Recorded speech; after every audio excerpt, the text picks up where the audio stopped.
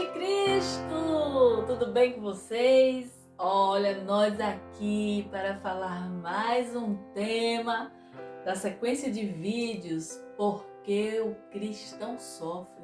Pelo menos 7 motivos pelos quais os cristãos sofrem. Nós estamos falando, já chegamos no 5º motivo, que é: nós também sofremos porque temos a mente de Cristo. É o que nós vamos falar hoje, mas vamos orar. Te convido para orar comigo, feche seus olhos aí na sua casa, fala com Deus, pede ao Senhor para abrir teu coração, teu entendimento, para que você melhore a sua vida através dessa palavra. Pai de amor e infinita bondade, eu te agradeço por mais um vídeo do canal Amor pela Palavra. Nós amamos a tua palavra, porque a tua palavra é vida. A tua palavra é viva e eficaz. Te glorificamos por tudo. Te convidamos para se fazer presente em nosso meio, nos lares daqueles que tiverem acesso a esse vídeo. Que o Senhor possa abençoar a cada um com suas famílias e que haja a mudança necessária que a tua palavra pode fazer. Amém. Amados, vamos lá. Vamos falar do tema. Nós também sofremos porque temos a mente de Cristo. E o texto que eu escolhi para nós lermos está em 1 Pedro, capítulo 2, versículos de 1 ao 5, que diz assim: deixando, pois, toda malícia e todo engano, e fingimentos e invejas e todas as murmurações, desejai afetuosamente, como meninos novamente nascidos, o leite racional, não falsificado, para que por ele vades crescendo. Se é que já provastes que o Senhor é benigno, e chegando-vos para ele a pedra viva, reprovada, na verdade, pelos homens, mas para com Deus eleita e preciosa.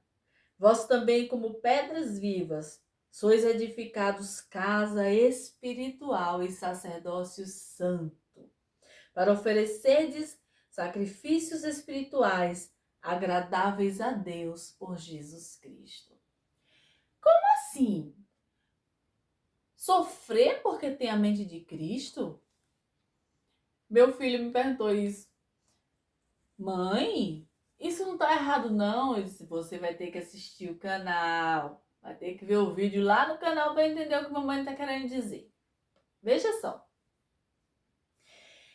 De acordo com a Bíblia Pentecostal, que é a Bíblia que eu amo muito, olha a minha como tá velhinha. Olha para isso. Mas essa Bíblia é tão preciosa para mim.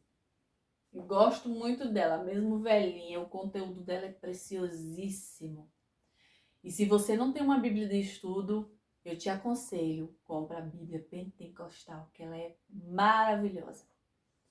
De acordo com esta Bíblia, ter a mente de Cristo é conhecer a vontade de Deus, seu plano e propósito redentor. Significa avaliar e considerar as coisas da mesma maneira que Deus vê. Significa que nós temos que atribuir a essas coisas a importância que Deus atribui. Se é importante, se não é importante, a palavra de Deus nos ensina. Ter a mente de Cristo é amar o que Deus ama e detestar o que Deus detesta. Hebreus, capítulo 1, versículo 8 e 9, diz assim, mas o Filho diz: ó Deus, o teu trono subsiste pelos séculos dos séculos. Cetro de equidade é o cetro do teu reino. Amaste a justiça e aborreceste a iniquidade. Por isso, Deus, o teu Deus, te ungiu com óleo de alegria mais do que a teus companheiros. Versículo 9, parte A desse versículo diz: Amastes a justiça e aborrecestes a iniquidade. Então, ter a mente de Cristo é amar o que Deus ama e detestar o que ele detesta. Ter a mente de Cristo é entender o que é a santidade de Deus e o que é a malignidade do pecado. Nós que recebemos o Espírito Santo de Deus, quando aceitamos Jesus como o nosso Salvador, precisamos entender que tudo muda. Não dá para vivermos da mesma maneira. Ao conhecermos a palavra de Deus, nossa mente muda, passando a se tornar a mente de Cristo. Como assim? Por exemplo, tudo que a gente faz antes de aceitar Jesus como nosso Salvador, a gente faz achando ser o certo. Por exemplo, os vícios não agradam a Deus, mas nós bebemos achando que não estamos errados. Nós passamos a conhecer que aquilo que a gente fazia era errado quando passamos a conhecer a palavra de Deus, certo? E aí, ao conhecermos esta palavra e esta verdade, nós deixamos a bebida. Por quê? Porque nós entendemos que não está agradando a Deus. Nós passamos a ter a mente de Cristo, percebendo que está desagradando a Deus, nós deixamos. E isso acontece com muitos motivos, muitas situações. Por exemplo, a gente passa a ver tudo diferente. A nossa forma de pensar muda em vários sentidos. Fé, sexualidade, sofrimentos, são muitos assuntos. Nos são desvendadas, através da palavra de Deus, muitas verdades. É como que, ao aceitar a Jesus como Salvador, nos é tirado dos olhos uma venda e nós passamos a conhecer a verdade.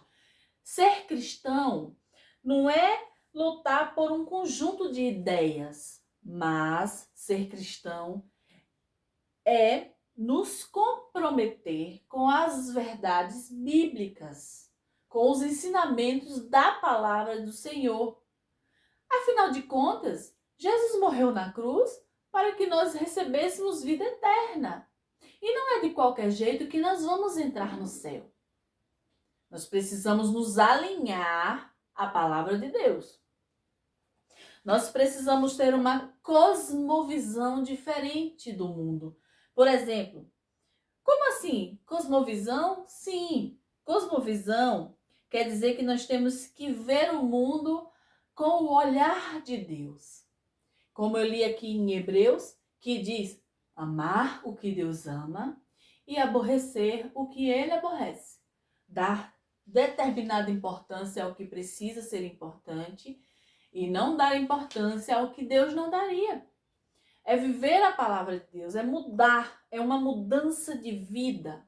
Nós vivemos em um mundo que ele é avesso ao evangelho.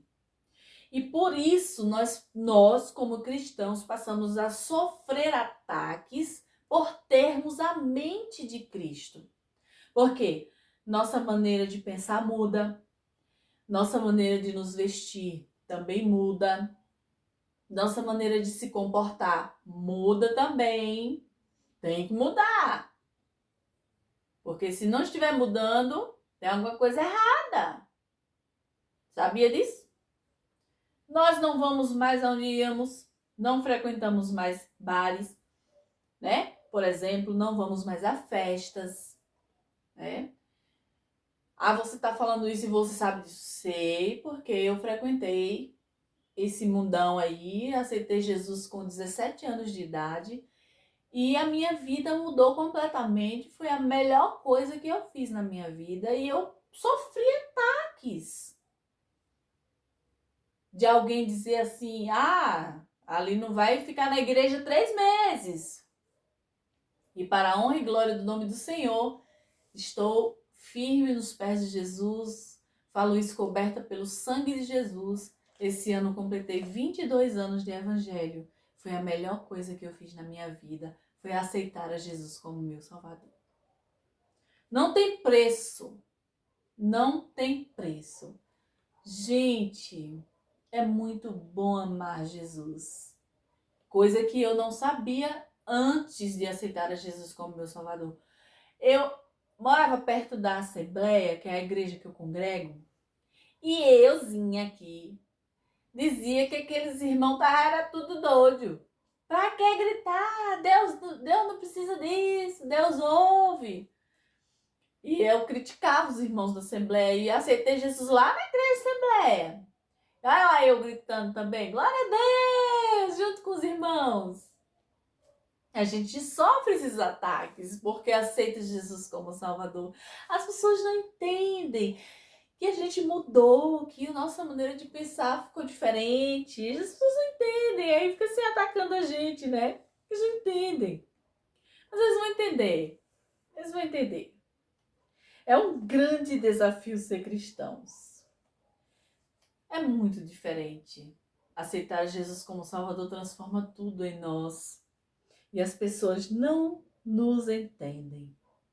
Somos participantes das aflições de Cristo, ou seja, passamos a ser participantes das aflições de Cristo, mas a palavra do Senhor nos dá um conforto. Eu quero ler para vocês aqui em 2 Coríntios, capítulo 1, versículo 5, que diz, porque como as aflições de Cristo são abundantes em nós, assim também a nossa consolação sobeja por meio de Cristo. Então, se nós somos afligidos por Cristo, nós também seremos consolados por Cristo. E assim, é só manter a fé e a confiança no Senhor. Honrar e amar esta palavra. Obedecer o que o Senhor nos ensina na sua palavra. Entendeu? Paulo mesmo. Eu quero encerrar esse vídeo lendo para vocês um texto que Paulo escreveu. Uma lista. Paulo fez uma lista dos sofrimentos que passou a ter após servir a Cristo. Eu sei que vocês se lembram que Paulo, antes de ser Paulo, era Saulo, um perseguidor ferrenho do evangelho e dos cristãos. Mas ele teve um encontro com Jesus. E aí ele escreve aqui, para encerrar, eu vou ler esse texto para vocês. 2 Coríntios, capítulo 11, a partir do versículo 23, que diz: São ministros de Cristo? Falo como fora de mim, eu ainda mais. Em trabalhos, muito mais. Em açoites, mais do que eles. Em prisões, muito mais. Em perigos de morte, muitas vezes. Recebi dos judeus 5 quarentenas de açoites menos um. Faça aí a conta. 5 quarentenas de açoite menos um. Eu já fiz a conta. 3 vezes fui açoitado com varas. 1 vez fui apedrejado. 3 vezes sofri naufrágio. 1 noite e 1 dia passei no abismo. Em viagens muitas vezes, em perigos de rios, em perigos de salteadores, em perigos dos da minha nação, em perigos dos gentios, em perigos na cidade, em perigos no deserto, em perigos no mar, em perigos entre os falsos irmãos. Em trabalhos e fadiga, em vigílias, muitas vezes, em fome e sede, em jejum, muitas vezes, em frio e nudez. Além das coisas exteriores, me oprime cada dia o cuidado de todas as igrejas. Mas aí ele diz assim, versículo 29, quem enfraquece, que eu também não enfraqueça. E quem se escandaliza, que eu não me abrase. Se convém gloriar-me, gloriar-me-ei no que diz respeito à minha fraqueza. Então, assim, passou até a mente de Cristo a gente sofre ataque, porque as pessoas não entendem. Mas nós devemos permanecer firmes. Firmes e constantes, sempre abundantes na obra do Senhor, porque essa palavra preciosa nos diz que o nosso trabalho não é vão no Senhor. Amém? Um beijo no teu coração. Fique com Deus. Curte, compartilha esse vídeo, se inscreve, manda para mais alguém, abençoa outras famílias. Em nome de Jesus. Amém. Fica com Deus.